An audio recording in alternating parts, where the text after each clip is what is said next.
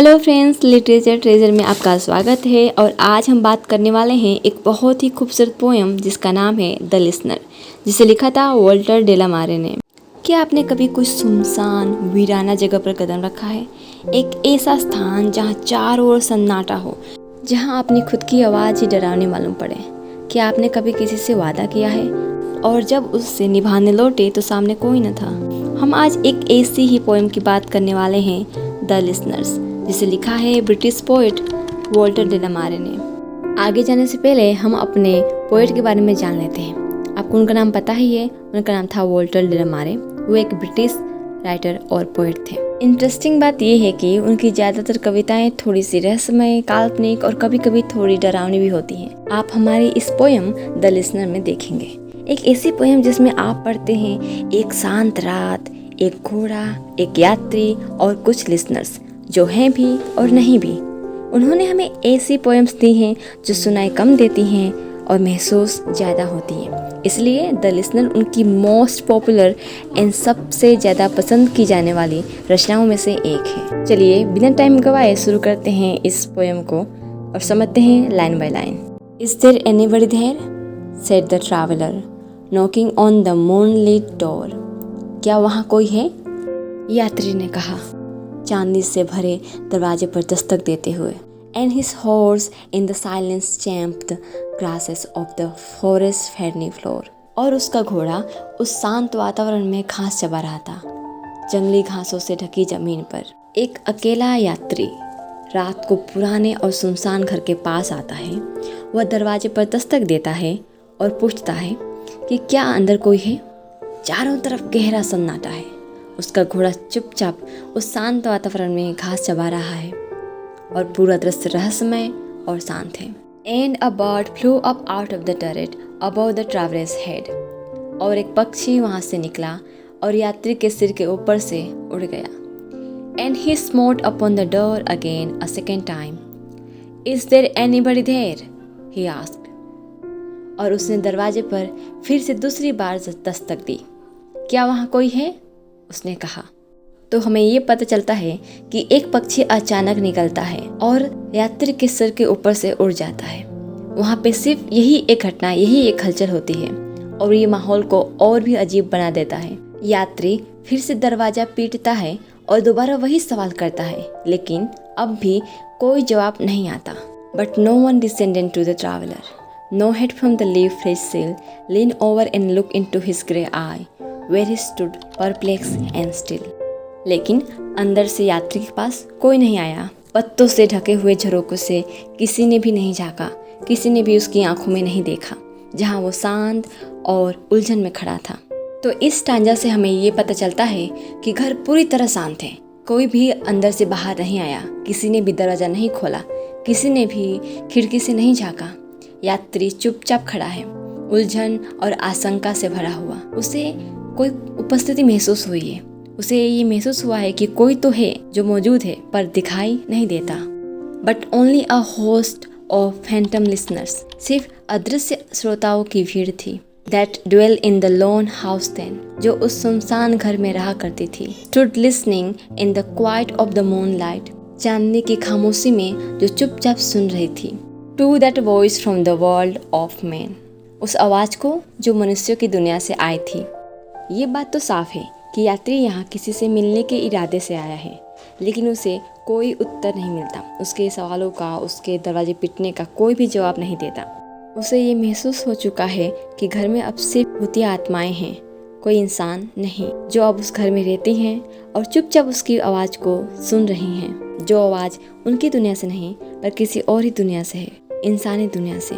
Stood thronging the faint moonbeams on the dark stair, अंधेरी सीढ़ियों पर हल्की चांदनी की किरणों में भीड़ लगाए खड़े थे।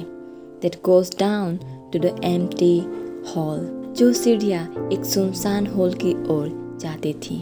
Hearkening in an air stir and shaken, एक ऐसे वातावरण में ध्यानपूर्वक सुन रहे थे जो हिल गया था और काँप रहा था। By the lonely traveler's call, उस अकेले यात्री की पुकार से। जो ये लिसनर है वो एक अंधेरी सीढ़ी पर खड़े थे जहाँ अभी भी हल्की हल्की चांदनी आ रही है। वो सीढ़ियाँ एक खाली और सुनसान हॉल तक जाती थी। वे एकदम चुपचाप और शांति से उस आवाज़ को सुन रहे थे। यात्री की उस पुकार ने जानो वो माहौल को थोड़ी देर के लिए हिला ही दिया था। वो माहौल मानो कि काँप ही उठा था। And he felt in his heart the strangeness, और उसने अपने दिल में उनकी अजीब सी मौजूदगी को महसूस किया।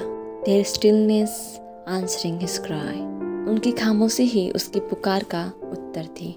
While his horse moved cropping the dark turf, जबकि उसका घोड़ा अंधेरे मैदान की घास चरते हुए इधर उधर घूमता रहा।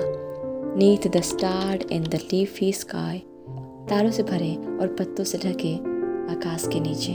यात्री को अपने भीतर एक अजीब एहसास होता है। उसने महसूस किया कि वहाँ जो भी है वो आम लोग नहीं हैं। उन्होंने कुछ नहीं कहा, पर उनकी खामोशी ही जैसे जवाब थी। सब कुछ शांत था, सिर्फ उसका घोड़ा इधर उधर घास खा रहा था और ऊपर तारे चमक रहे थे। और he suddenly smote on the door even louder and lifted his head. तभी उसने अचानक जोर से दरवाजा पीटा और अपना सर उठाया। Tell them I came and no one answered, that I kept my word, he said. उन्हें कहना कि मैं आया था और किसी ने जवाब नहीं दिया और मैंने अपना वादा निभाया, उसने कहा। अब यात्री बेसब्री और बेचैनी से भर जाता है। वो एकदम जोर से दरवाज़ा पीटता है और आसमान की तरफ देखता है और कहता है कि उनसे कह देना कि मैं आया था, लेकिन किसी ने दरवाज़ा नहीं खोला। किसी ने उत्तर नहीं दिया कि मैंने अपना वादा निभाया। Nevertheless, stir made the listeners. श्रोताओं ने बिल्कुल भी कोई हरकत नहीं की। Though every word he spoke, हालांकि उसकी कही हर बात को fell echoing through the shadowiness of the still house, उस शांत और छाया युक्त घर में गूंजते हुए फैल गई। From the one man left awake, उस एक जागते हुए व्यक्ति से। घर से अब भी कोई जवाब नहीं आता। भूतिया श्रोता सिर्फ सुनते हैं, वो चुप हैं, स्थिर हैं। यात्री की आवाज़ पूरे घर में गूंजती है, लेकिन फिर भी कोई जवाब नहीं देता। हमारा यात्री एकमात्र जीवित और जागता हुआ व्यक्ति है। They heard his foot upon the stirrup. हाँ, उन्होंने उसकी पाँव की आहट रकाब पर सुनी। And the sound of the iron on the stone, और पत्थर पर लोहे की आवाज़। And how the silence surged softly backward, और कैसे सन्नाटा धीरे धीरे फिर से लौट आया। When the plunging hoof were gone, अब उसके घोड़े की पैरों की जो आवाज़ है वो दूर चली गई है। अब जो श्रोता हैं, जो लिसनर्स हैं, उन्होंने इस ट्रैवलर को अपने घोड़े पर चढ़ते हुए सुना। उन्होंने उस घोड़े की पैरों की आवाज़ पथरीली ज़मीन पर सुनी, और जैसे जैसे ट्रैवलर आगे बढ़ता गया वैसे ही धीमे धीमे करके सन्नाटा लौट आया। ऐसा लगा जैसे कि वहाँ कभी कोई आवाज़ की ही ना हो, कभी कोई आया ही ना हो। ये पोयम सिर्फ एक यात्री या ट्रैवलर की कहानी नहीं है। यह उस अधूरी उम्मीद, उस मौन जवाब और उस वादे की बात करती है जिसे हम निभा तो देते हैं, पर सामने से कोई स्वीकार करने वाला नहीं होता है। द लिसनर्स हमें ये एहसास दिलाती है कि कई बार हम जिंदगी में किसी के दरवाजे तक जाते हैं, एक उत्तर, एक क्लोजर, एक संवाद की तलाश में, लेकिन बदले में हमें केवल चुप्पी मिलती है। उस चुप्पी में भी बहुत कुछ छुपा होता है। संकोच, गलतियाँ, अतीत और कुछ अनकहे रिश्ते।